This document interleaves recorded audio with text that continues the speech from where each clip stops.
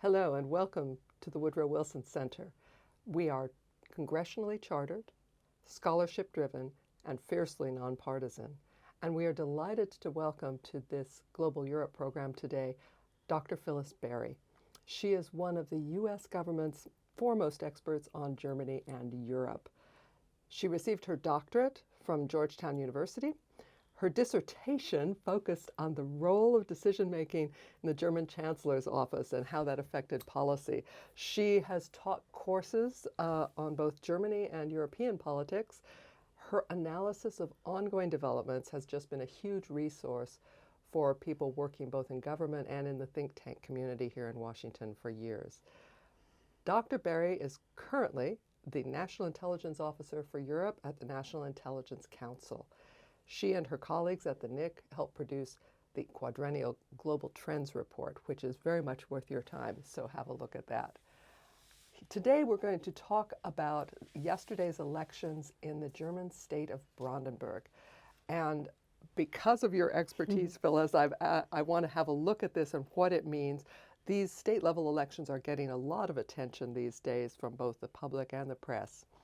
So in the elections earlier this month in Saxony and Thuringia, the Social Democratic Party, the party that leads Germany's coalition government at the federal level, came in well behind the conservative CDU, the far-right AfD, and the new party, the Bundeswehrwagenknecht, or BSW. That wasn't the case in Brandenburg. So why did the Social Democrats do better in Brandenburg? Well, thank you for inviting me here. I'm really excited to be here, and I always love talking to you, Robin. So yes, this state election was quite different than the other two that happened this month. The Brandenburg has long been a bastion of support for the Social Democratic Party, the SPD, and has governed the state, has led the state government since Brandenburg was recreated as a state in 1990, so it's always had an SPD minister-president. The current minister-president and likely future minister-president, Dietmar Woidke, is quite popular.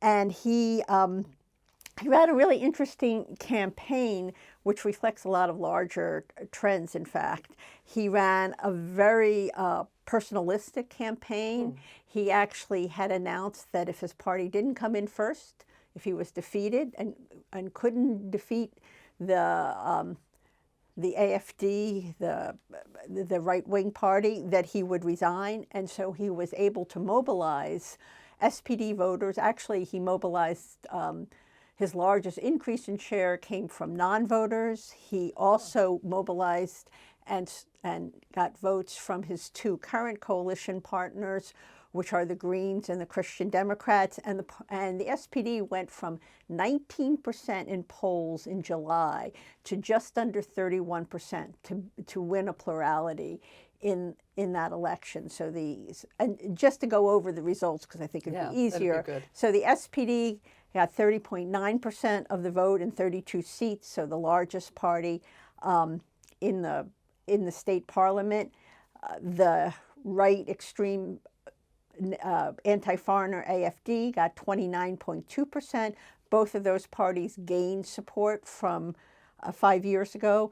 The Bundeswehrwagenknecht got 13.5%, which is about roughly what she got in the other two state parliaments, which was double digits, sort of 11 to 13%. The Christian Democrats had their worst result ever in a Eastern German state election, coming in at 12.1%. The Greens, after the initial exit polls suggested that they would just squeak back into the state parliament, fell under at 4.1%. The Left Party, which is the successor to the PDS, the Party of Democratic Socialism, which is the successor to the old SED, East German Communist Party, which has been, in the past, was actually quite strong in Brandenburg, fell to 3%. And the FDP, the other party in the federal coalition, got 0.8%, Whoa. which again is actually in line with what happened in the other two state elections this month, where it's hovering around 1%. Wow. In polls. But again, Vodka was able to, he ran a campaign around himself, the idea of vote for me to keep the AfD out of government, vote for me for progress. Brandenburg is actually one of the more successful states. It's the one Eastern German state that's actually gained population back in recent years. Its economy is quite strong, and it's actually per capita income is higher than some Western German states. So it has been a successful, it has had a successful economy in recent years. I think that's actually a very telling point that I hadn't quite realized as I was looking at what would make Brandenburg different. I'm going to do something else that looks at a comparison. This is the third election in the eastern part of Germany this month, and in the previous two, the right-wing AfD, Alternative for Germany, as it's translated, they did very well, and they did pretty well in Brandenburg as well. What accounts for AfD's appeal in the eastern part? Well, I think there's a combination of things. I think, and again, the AfD has gained support across Germany, but it had a different starting point in Eastern Germany than in Western Germany, or you might even say the reverse, that the established West German parties have a base of support in Western Germany that they just don't have in Eastern Germany. So when you go in, when you think about Eastern Germany, after an interruption of 50 years without having free elections, they actually more than that when you add the Nazi period, those parties that developed in the post-war era and were strong in Western Germany didn't exist in Eastern Germany, or not in the sense that they exist in the West. And so there's more voters out there for grabs. And then Eastern Germans continue to feel that as if they're treated as second-class citizens. Overall, their wages still are below that of Western Germany. And if you look at their views on issues, the opposition to migration is actually much stronger, even though there are fewer migrants, although that actually is a common characteristic in a number of countries, that those areas that are losing population, there's a fear for their identity, and it leads to support for anti-foreigner parties. So that's part of the AfD. So there's been a general swing in support for them since the migration crisis. And then with COVID, they gained some. They actually fell in the 2021 federal election, but then since 2022, with a spike in inflation, and the reemergence of the migration issue, and then finally, another factor for the AfD is the greater level of sympathy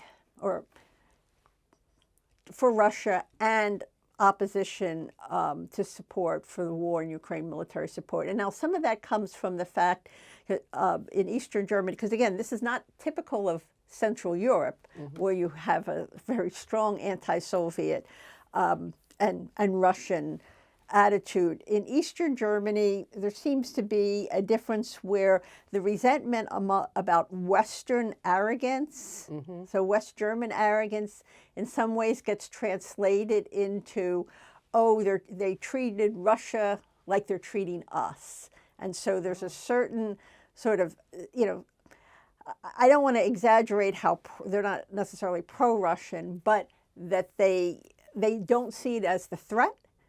And again, there were 400,000 Soviet troops in Eastern Germany that left.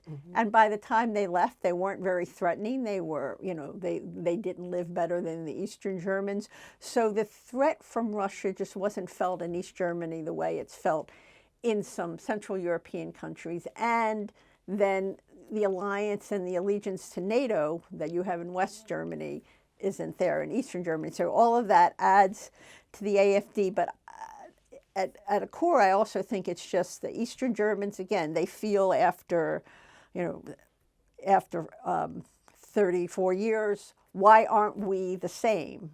And so there's a resentment there in a general sense. Actually, Eastern Germans, when you ask them They say Eastern Germans are treated like second-class citizens.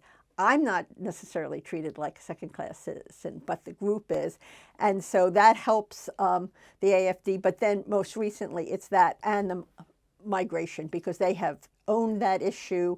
And as that has become one of the leading issues in Germany, that anti-migration sentiment has benefited the AfD greatly across Germany, but particularly in Eastern Germany. Interesting that his sort of historical development is still playing a role for sure, as well as economics. Yeah. We also saw, in all three states, a strong showing for the new, I want to say, left-wing populist party that goes by the initials BSW for Bundessache Wagenknecht. In English, it would be the Sarah Wagenknecht Alliance, and it's her name, right? She is a politician who has just simply formed a party attached to her name. What's behind its very swift rise? It's only been formed this year. Yeah, the BSW really is a phenomenon in many ways. First, this personality-driven nature of the party and a highly centralized party. So in all three campaigns, the party didn't campaign on state issues or local issues. They campaigned on the personality of Sarah Wagenknecht, who is just a very effective force of nature, of media presence. She's overall, if you can't watch a German talk show, news show without her being there. She's everywhere. And so she established this party. It's really unprecedented in the centralized nature of it. They actually decide who can be a member. And so it actually has its membership is minuscule. Yet she also has some people, she was a breakoff she once belonged to the Left Party, and she has brought over some other Left Party members that are organizationally quite strong, because there are quite strict laws in Germany about how you form a party and put together a party list at a state election or at the European Parliament elections, where the party also did quite well, that she's been able to have that organizational acumen to put the party together. But then it's really all about her. She plays on a lot of what the AfD does. She is critical of migration without being as blatantly racist. She is also actually ultimately the ultimate peace party. She's actually become even more prominent since 2022 in her opposition to providing military assistance to Ukraine. She's had rallies. She speaks on television. And if you look at BSW voters, they're a lot like AfD voters, although they find that the issue of the war is even bigger. Is more important to them, where I'd say the AfD, it's first migration, then perhaps, the war is on their list of things that they don't like. With BSW, the anti-war sentiment is stronger there. And again, they take people because they won't work with they have publicly said they won't work with the AfD, so that in Eastern Germany, it makes some people more comfortable. As they say, people that are very opposed to migrants, older people vote BSW, younger people vote AfD. Wow. Okay. It's so interesting because it's like a new factor, but it's pulling 12%. So super interesting there. You and I have often talked about how to gauge these multi-party elections, right? Because it's so different from the U.S. system, and what success means in a multi-party election. So what should we be keeping in mind here? And what does winning a plurality of votes mean when all governments in these states are going to be multi-party coalitions? Is it even going to be possible to form viable governments in these states? Well, I think that's a very important question, and we see this in Brandenburg, where when the immediate exit polls came out yesterday, midday our time, and the the SPD celebrated about coming in first, coming from behind, as I said, going from 19 to 30%. And in the initial exit polls, it looked like that their current coalition of SPD, CDU, and Greens could continue. Mm-hmm. So they came in first. But the problem is the AfD, that election, they so polarized the public. That election was so polarizing.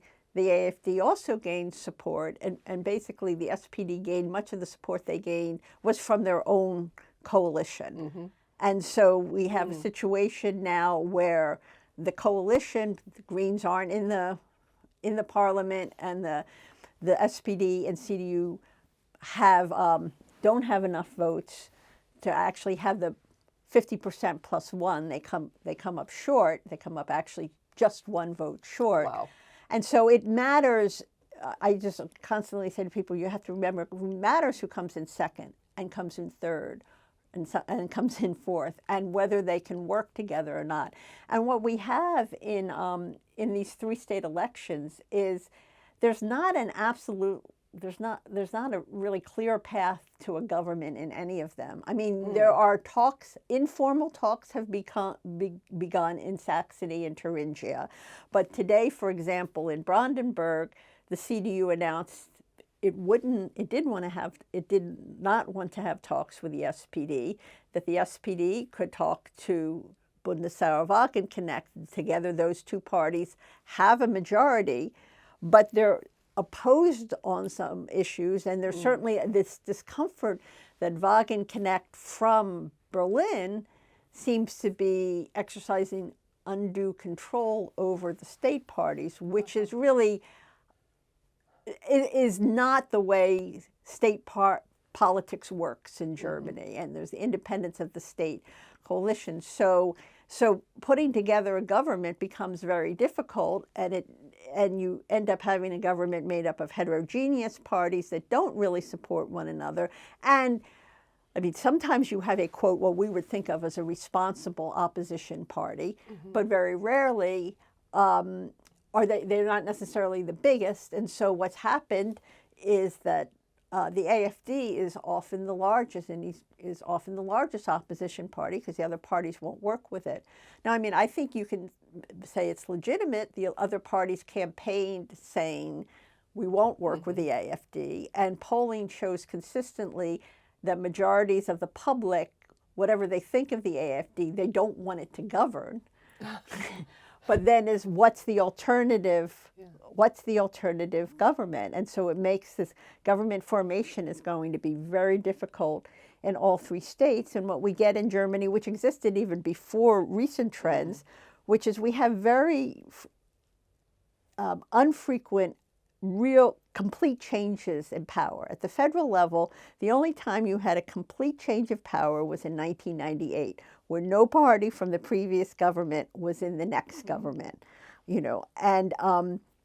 and at the state level, what we see, and this is sort of a contradiction we see in Eastern Germany, but we see in Western Germany, people are unhappy with the parties. They're not necessarily unhappy with the incumbent leader. And so what you get is, you get changed coalitions, but you don't get the kind of clear government opposition alternation of power that we're used to, that you think about in the classic parliamentary system of the UK. This is now other parts of Europe have similar, we see similar trends in the Netherlands. We've seen it with the French election. It's not unusual. I mean, I think the other factor in Germany, which makes it even more difficult, is there's very little tradition in Germany, at least since the Federal Republic was formed in 1949, of minority governments. And so for example, if we look at the Brandenburg results, you say, okay, the SPD and CDU have half the members of parliament.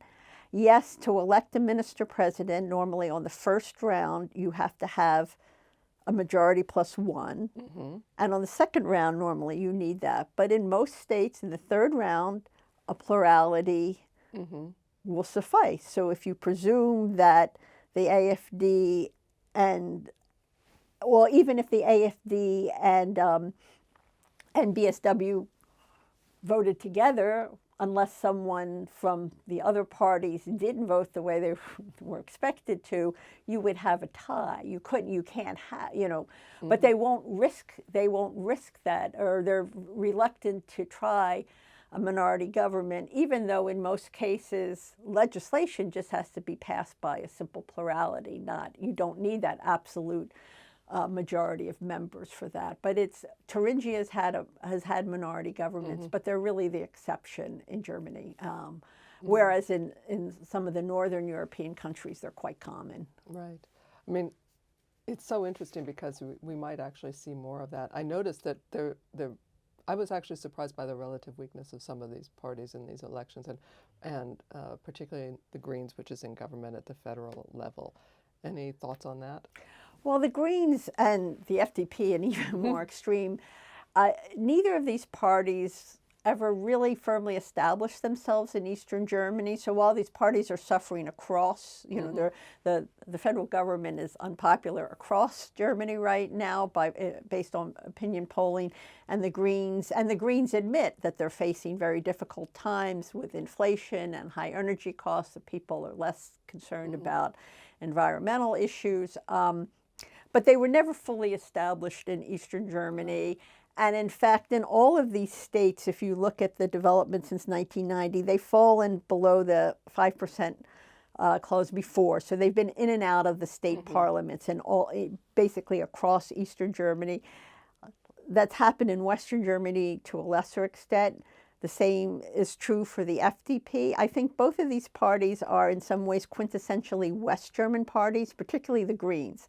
It came out of the environmental movement of the 70s and the 80s, anti-nuclear, anti-middle range, the deployment of middle range missiles. And I think that's also hurt the party because the party comes from this peace tradition and actually is now one of the strongest supporters of Ukraine and providing military and financial assistance to Ukraine. And there's been some sort of, there has been some blowback, particularly in Eastern Germany. But it's a middle-class party. I mean, the party does the best in urban areas, among well-educated voters, middle-class voters, but particularly it's really tied to education and sort of an urban background, and there's just less of that in East Germany than in West Germany. And the FDP, which has that tradition of the small businessman, the very business orientation, which just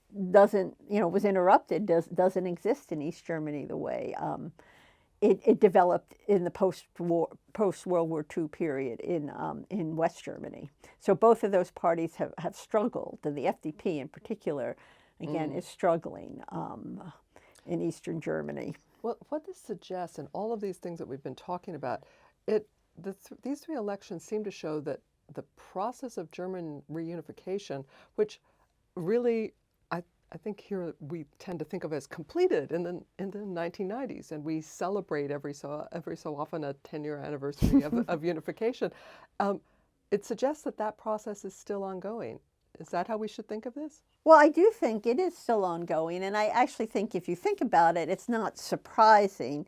I mean, first, Eastern Germany and Western Germany have differences that precede their separation. The West German Rhineland area is much more Catholic, and the East Germany is much more Protestant. It's been secularized. I mean, both parts have secularized, but East Germany is secularized to a point well beyond anything in West Germany. Again, the developments of their economy. So there was a 50-year separation, and I think we were a little naive to think that it would just disappear. I mean, we certainly understand regional differences in the United States, and I think there's that. And, it has ebbed and flowed somewhat. I think with if you think about an Eastern German, you had unification in 1990. You wanted to be part of this West German success model, right? Well, since then, what's happened? You had the Balkans, and you had a mini wave of migration then, which was an anti-migration sentiment. You then went on to 9/11. You went on to the international financial crisis, the Eurozone crisis, the migration crisis.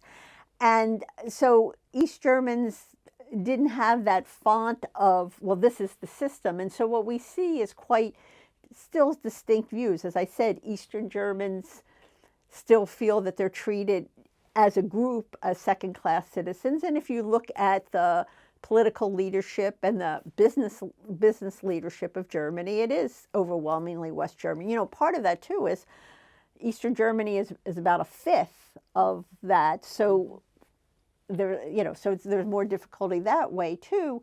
Eastern Germans are more skeptical about democracy.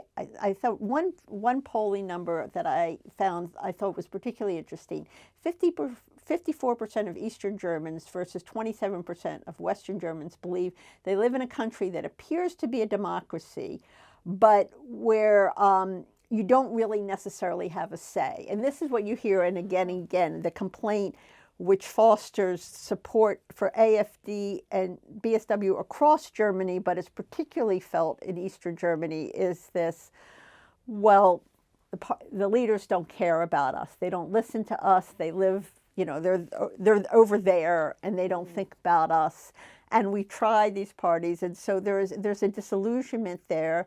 There's also this great sense of uncertainty that, I mean, I think we feel, that everywhere feels, but Germans really, as you know, really dislike uncertainty. And so you have, there was a recent poll again from last month that showed 80% of Germans are sort of concerned and feel uncertain, and only 20% are confident about the future. And that's, again, stronger in Eastern Germany. So I think what happens is that, you know, when it is somewhat driven in the economics of the two areas, but then it gets exacerbated by these other senses. And so I think that it's again, I don't think it's that surprising. I think it's kind of naive to think that people that live so distinctly for so long would come necessarily share the same views. And what we see again is there are national trends. In politics, the national trends of, you know, party support rising or falling is pretty much, it happens across, it's like a wave. The wave occurs all across Europe, but you know, in some states you started out with the water in your ankles, and other times you started out with the water in your knee, and other times it may be up to your waist, you know. Okay. Oh, yeah. All right. I'm going to keep that picture in my mind. So I actually want to go to the Global Trends report that you do, because I think that is such a very interesting look at things across the board, and I'm going to take it up a notch from these 3 state-level elections in Germany. And one of the things that your latest report notes is the risks associated with growing polarization and public dissatisfaction with mainstream parties. Is this what we are seeing as an example of in Germany's East? And what does that mean for Germany's federal level elections next year? Is this trend Germany-wide?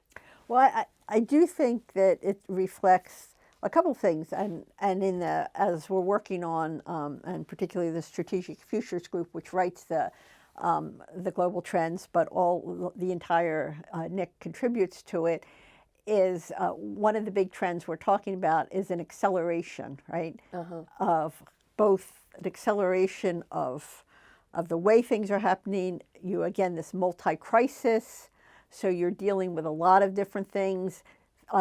With faster change, you know, more extreme change, and you do see the party fragmentation, polarization, and then also the personalization of politics. That's all happening, and this dissatisfaction with government. Now, what does that mean in the federal election? I'd also say the volatility, as we saw with Vodka, and if you compare to the 2021 elections where the SPD was in 3rd place, I think through at least August, and then the election in September, right. That a year is a long way away. So the next election will be on September 28th. They have fixed the date now, and so a lot can happen between now and then. So it's, you know, I think that's. I have to jump in here and say that's September 28th, 2025. Right. Yes, that's right. That's the next federal election.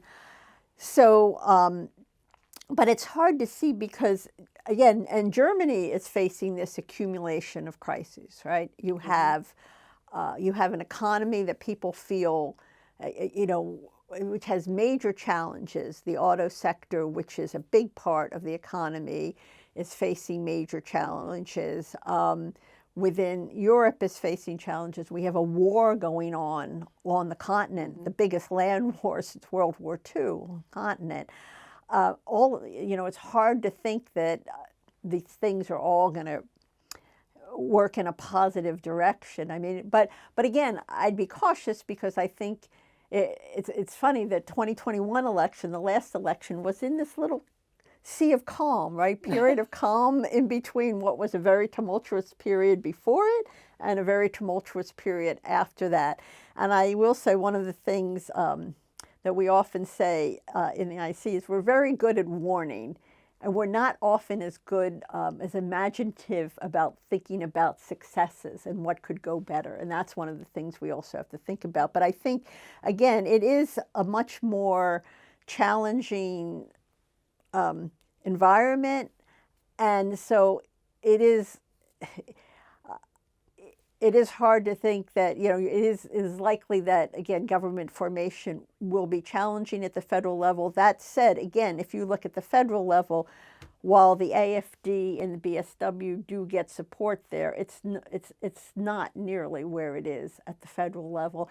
And as we've seen with the electorate, in the support for the SPD, in the support for the CDU in Saxony, again, the German electorate, well, we've seen this also in France in the parliamentary elections, when they think about voting tactically, or you could say voting strategically, they don't want extreme parties in government. They're unhappy, but that doesn't necessarily mean that they want those, the policies of those parties actually governing their countries. I'm going to ask you one last question, and that just goes to, is there something that you would say, okay, Robin, focus on this, here's what you need to watch in the next few months? Or is there something, that might be a surprise to us? Well, I think in the next few months, we will see there's some longstanding, again, differences within the coalition. So we will be watching the federal government there to see how it deals with the challenges it has, and then its internal tensions, because they're heightened by the lack of success of the three parties there. I think we have to watch that. I think we also have to be careful to watch how governments, again, deal with some of the discontent. What we have seen is that on the foreign policy realm, obviously something we follow the most closely, that public opinion can be changed by strong messaging, strong and united messaging and action. And so I think sometimes, the governments can be more successful than we expect them to be at times. Looking back when Germany introduced its labor reforms in the Agenda 2010, I don't think anyone thought they were as important then as they looked back and thought they were. And again, I think we shouldn't also translate, public opinion does not translate directly into government action. There's a strong commitment across Europe to defend their freedom, to support Ukraine. And while they're certainly being challenged on that, I wouldn't presume that is going to change so negatively in the next year. Okay, well, thank you, Dr. Phyllis Berry, for joining us for this discussion. I feel way smarter than I did when I entered this room, so thank you so much for that, and also for giving us something to look forward to in the coming months. I really appreciate it. And thank you for joining us here at the Wilson Center.